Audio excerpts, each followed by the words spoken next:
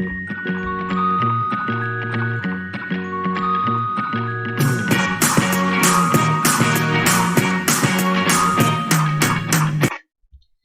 Everyone, welcome to on my YouTube channel my chemistry. Guys, I hope आप सब ठीक होंगे। इससे पहले वाली वीडियो में मैंने क्लास 10th का चैप्टर नंबर 2 का फर्स्ट पार्ट में करवा चुकी हूँ। आज हम क्या करेंगे? आज हम करेंगे क्लास 10th का चैप्टर नंबर 2 का सेकंड पार्ट। ओके गाइस, इसका फर्स्ट पार्ट अगर आपने नहीं देखा हो तो मेरे इस चैनल पे जाके आप इसका फर्स्ट पार्ट देख सकते हो। तो मैं फर्स्ट पार्ट का ओवरऑल आपको बता देती हूँ। फर्स्ट पार्ट में मैंने क्या क्या करवाया है। फर्स्ट पार्ट में हमने डेफिनेशन पढ़ी है एसिड की, बेस की, सॉल्ट की, ठीक है। और ये पढ़ा है कि रिएक्शंस एसिड और बेस की विद मेटल नॉन मेटल के साथ क्या क्या रिएक्शंस होती हैं, ये पढ़ी हमने। एसिड बेस की रिएक्शन पढ़ी है, ठीक है। तो ये सारा हम अपना प्रीवियस वीडियो में कवर अप कर चुके हैं। पीएच वैल्यू को हमने डिटरमाइन करना सीख लिया था। पीएच वैल्यू से क्या क्या मतलब पीएच वैल्यू का रिलेशन क्या है एसिड और बेस के साथ, ठीक है। ये सब हमने अपने प्रीवियस वीडियो में कर लिया था और हमने कुछ एक एग्जाम्पल किए थे जिसकी पीएच वैल्यू मैंने आपको करवाई थी, ठीक है। तो ये कुछ एक एग्जाम्पल है जो आपकी स्क्रीन पर आपको ऑब्जर्वेबल होगा, ठीक है। जैसे पहला एग्जाम्पल है गैस्ट्रिक जूसेस, जिसकी पीएच वैल्यू कितनी होती है 1.2 के करीब, ठीक है। लेमन जूस आपका 2.2 के करीब होता है। तो मैंने ये बताया था अगर पीएच वैल्यू 7 से कम होती है तो आपका सब्सटेंस क्या होता है, एसिडिक नेचर का होता है, ठीक है। अगर पीएच की वैल्यू 7 से ज़्यादा है तो आपका सब्सटेंस क्या है, बेसिक नेचर का है, ठीक है गाइस।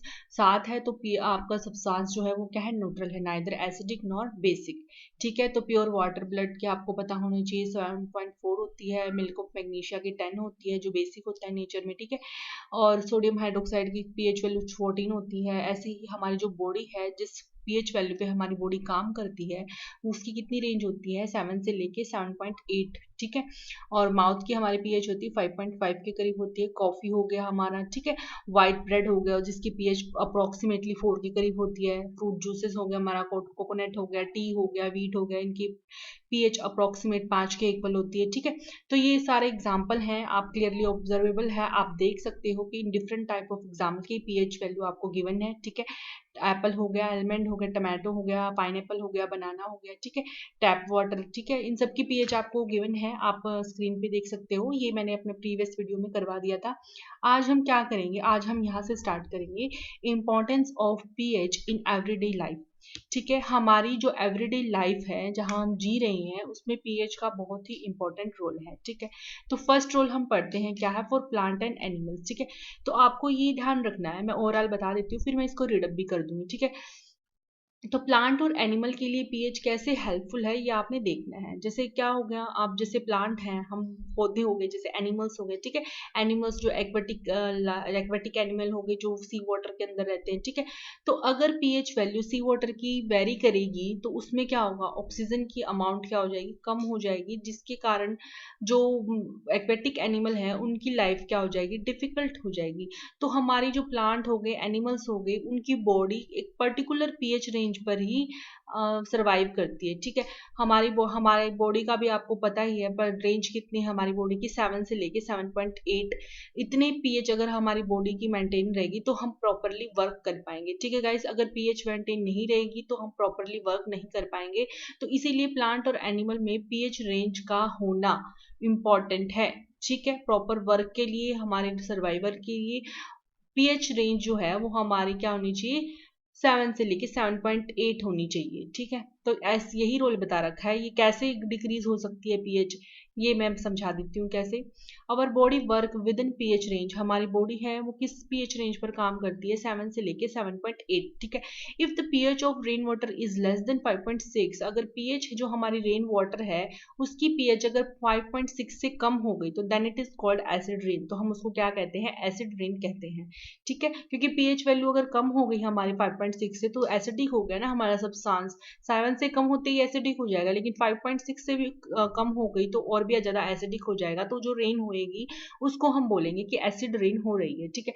तो इसकी वजह से क्या होगा, इस रेन की वजह से क्या होगा, if the acidic rain flow into the river, जो हमारी एसिडिक रेन है वो कहाँ अगर रिवर में चली जाए, ठीक है, तो जो पीएच वैल्यू है रिवर वाटर की वो डिक्रीज हो जाएगी।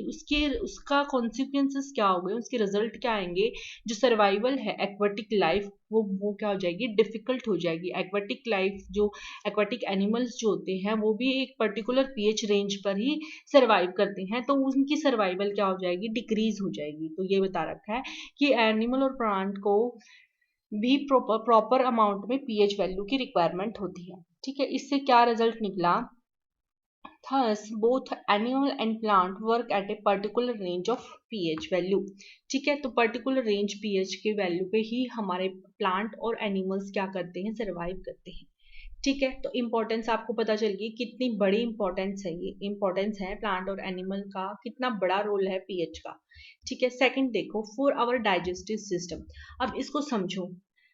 देखो आपका जो स्टमक है, आपको सबको पता है स्टमक में हमारा जो फूड होता है वो किससे डाइजेस्ट होता है, ड्यू टू डाइजेस्टिव जूसेस, जो हमारे पेट के अंदर होते हैं, जूसेस होते हैं, उसी की वजह से हमारा भोजन पचता है, ठीक है।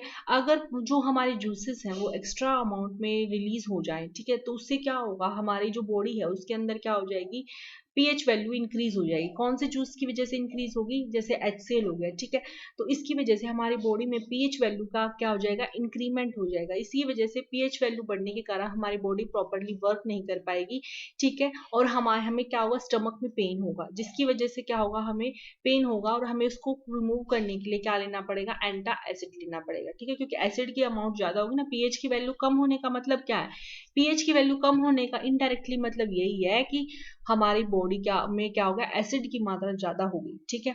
तो मैं इसको रीड अप कर देती हूँ। Has we know that our stomach produce HCl, आप सबको पता है हमारे स्टमक में डाइजेस्टिव जूस होते हैं, ठीक है, वेरियस टाइप हैं, जिसमें से एक क्या है, HCl है, ठीक है, which help in digestion of food without harming the stomach.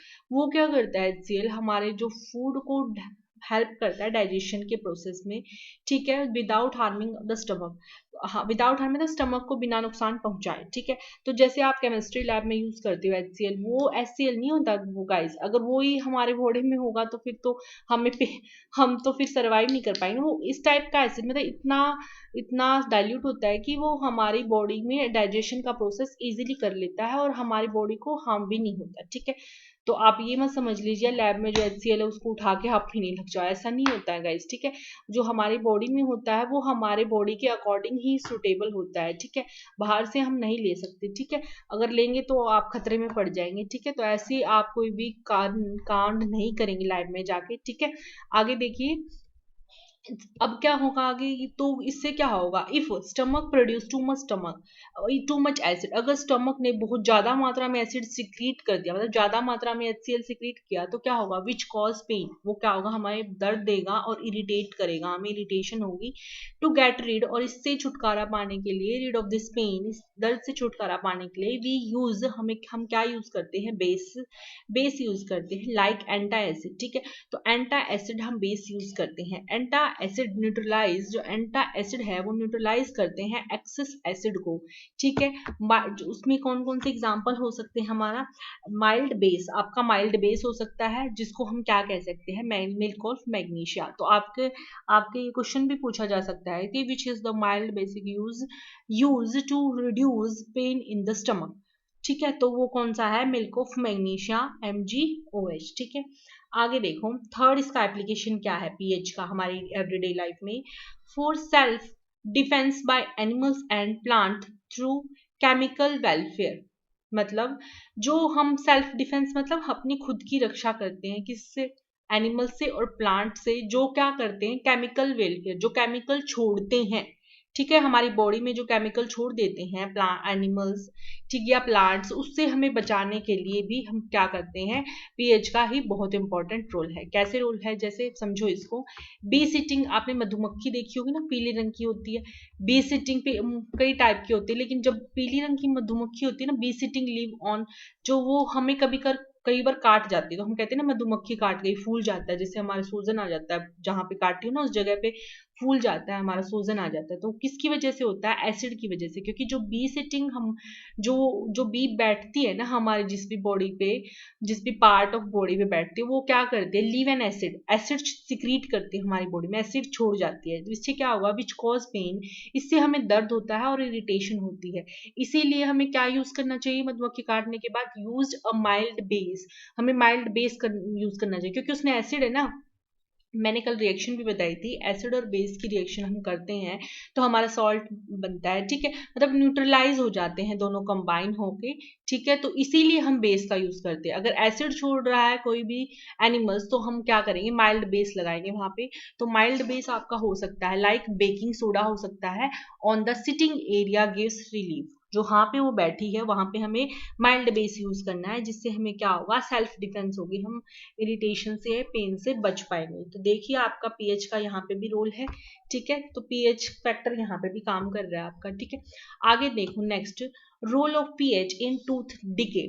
आपका जो टूथ है ना उसकी डिके में भी पीएच का रोल है। कैसे रोल है? देखो, जो टूथ डिके है ना हमारी स्टार्ट होती है जब पीएच जो हमारी माउथ की है वो 5.5 से क्या हो जाए? कम हो जाए, तो हमारा टूथ डिके होना स्टार्ट हो जाता है, ठीक है। तो देखो रो कितना इंपॉर्टेंस है पीएच का हमारी लाइफ में, ठीक है। हमारी बॉडी के लिए भी पीएच जरूरी है, हमारी बॉडी मेंटेनेंस के लिए भी पीएच चाहिए हमें, ठीक है। और हमारा जो इरिटेशन या पेन हमारे स्टमक में होता है या फिर किसी की एनिमल्स के काटने से होता है तो सेल्फ डिफेंस के लिए भी हमारा पीएच का रोल है, ठीक है। तो आप ये देख सकते हो पीएच का टूथ डीके में भी रोल है। Tooth decay start when pH of the mouth is lower than 5.5, ठीक है। That's why the best way to prevent tooth decay is to clean the mouth after eating food, ठीक है। तो इसीलिए best method है tooth decay से बचने के लिए कि हम भोजन करने के बाद क्या करें? अपने माउथ को अच्छे से क्या कर ले? क्लीन कर ले।